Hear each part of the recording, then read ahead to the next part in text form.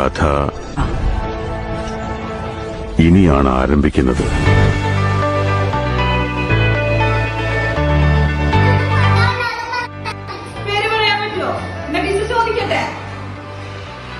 പറഞ്ഞേ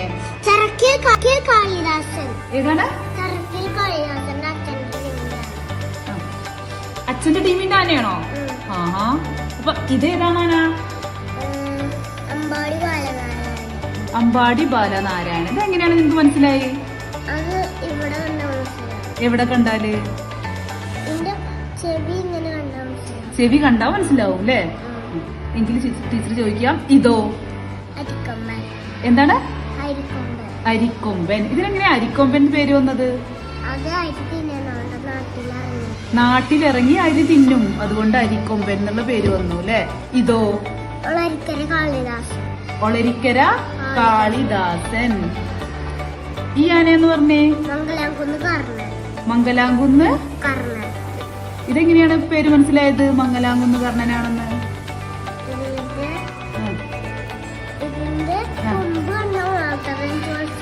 കൊമ്പ് കണ്ടാ മനസ്സിലാവും. എങ്കിൽ ഇതൊന്ന് പറഞ്ഞേ, ഇതാരാ?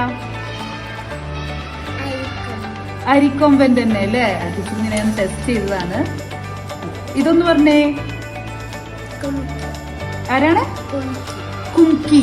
ആ, കുംകി ആനയാണ് അല്ലേ? ഇതോ കുംകി തന്നെയാ.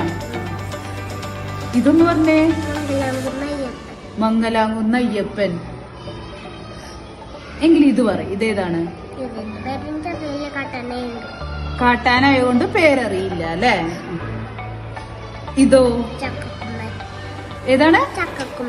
ചക്കക്കൊമ്പൻ. ഇതിനെന്താ ചക്കക്കൊമ്പൻ എന്ന് പേര് വരാൻ കാരണം? ചക്ക തിന്നും, അതുകൊണ്ട് അല്ലേ? ഈ ആനയെന്ന് പറഞ്ഞേ, തിക്കടവൂർ ശിവരാജ്. ഈ ആനയുടെ പേര് പറയൂ. പാമ്പാട് രാജൻ. പാമ്പാട് രാജൻ എന്തുകൊണ്ടാണ് ഇതിനിങ്ങനെ പേര് വരാൻ കാരണം?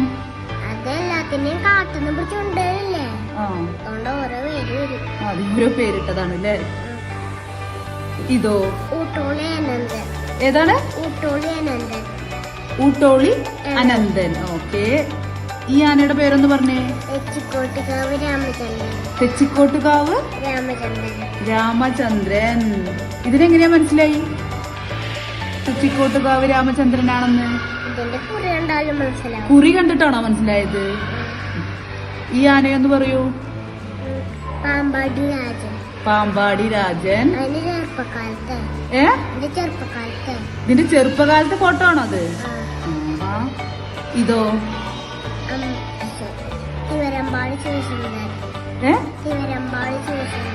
അതെയോ? ഈ ആനയോ? അക്കിക്കാവ് കാർത്തികേയൻ. ഈ ആനയുടെ പേര് പറഞ്ഞേ. ഏതാണ്? പുതുപ്പള്ളി കേശവൻ. ഇതോ പട്ടാമ്പി കർണൻ. ഇതൊന്ന് പറഞ്ഞേ. തെച്ചിക്കോട്ടുകാവ് ദേവിദാസ്. ഈ ആനയുടെ പേര് പറഞ്ഞേ. പുതുപ്പള്ളി സാധു. ഈ ആനയുടെ പേര് പറഞ്ഞേ. തിക്കടവൂർ ശിവരാജൻ. ഈ ആന ഏതാണ്? പാമ്പാടി രാജൻ. അതിന്റെ പോസ്റ്ററാണോ അത്? പ്രതിമ. ചെറിയ പ്രതിമ ഉണ്ടാവും. എന്താണ്? കുട്ടികൾക്ക് കളിക്കാൻ. എവിടെയാണ് ഈ പ്രതിമ ഉള്ളത്? ഗുരുവായൂരിൽ ഇതിന്റെ പ്രതിമ ഉണ്ട്. ഇതോ തെച്ചിക്കോട്ടുകാവ് രാമചന്ദ്രൻ. ഇതോ മംഗലാംകുന്ന് അയ്യപ്പൻ.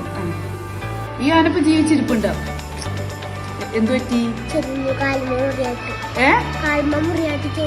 കാൽമ മുറിയായിട്ട് ചെരിഞ്ഞു അല്ലേ?